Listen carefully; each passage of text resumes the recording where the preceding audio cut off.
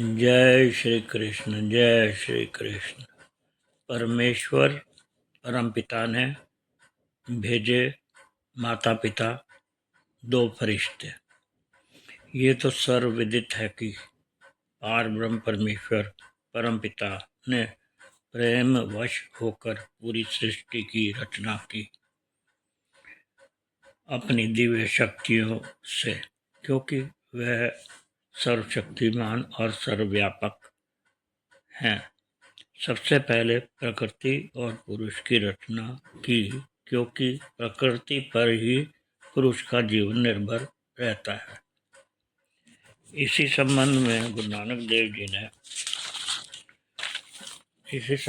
गुरबाणी में गुरु नानक देव जी ने पौड़ी नंबर 30 जपजी साहब में कुछ ये फरमाया है।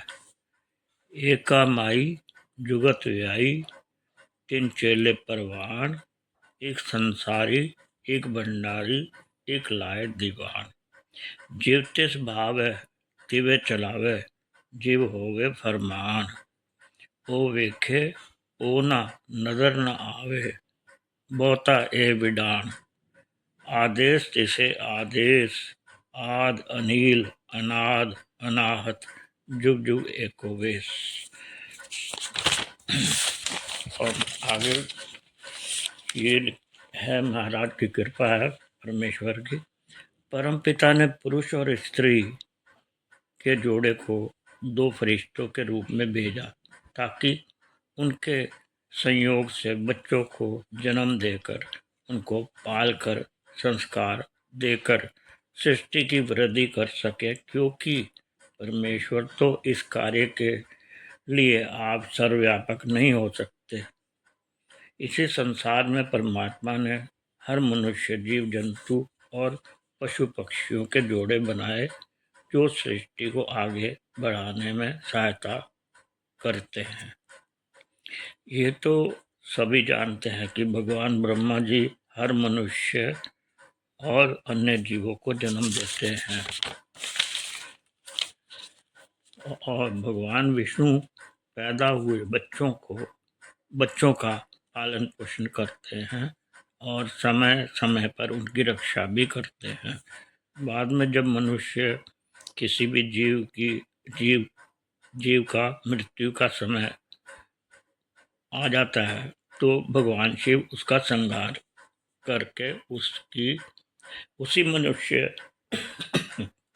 या जीव को उसके कर्मानुसार नया जीवन प्रदान करने के लिए दोबारा भगवान ब्रह्मा के पास उसकी फाइल को भेज देते हैं।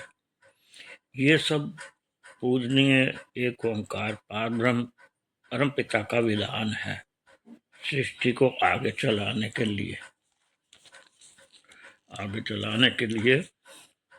और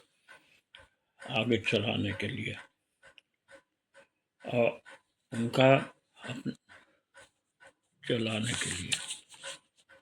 हाँ, माता बच्चे को गर्भ में अपने खून से सींचती है और बाद में उसको जन्म देती है, जिसमें भगवान ब्रह्मा जी की दिव्य शक्ति समाई होती है।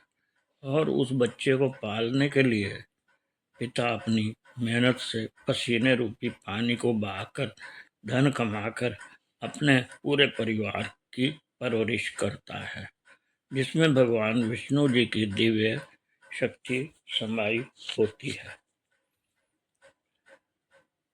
इसी तरह सभी जीव जंतु और पशु पक्षियों के जोड़े भी अपने बच्चों को जन्म देकर उनका पालन पोषण और उनकी सुरक्षा करते हैं।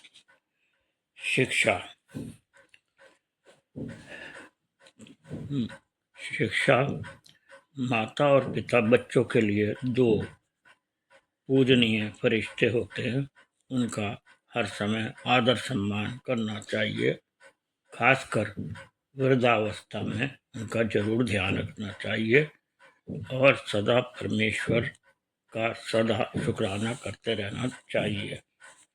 सेवक हीरानंद मदान।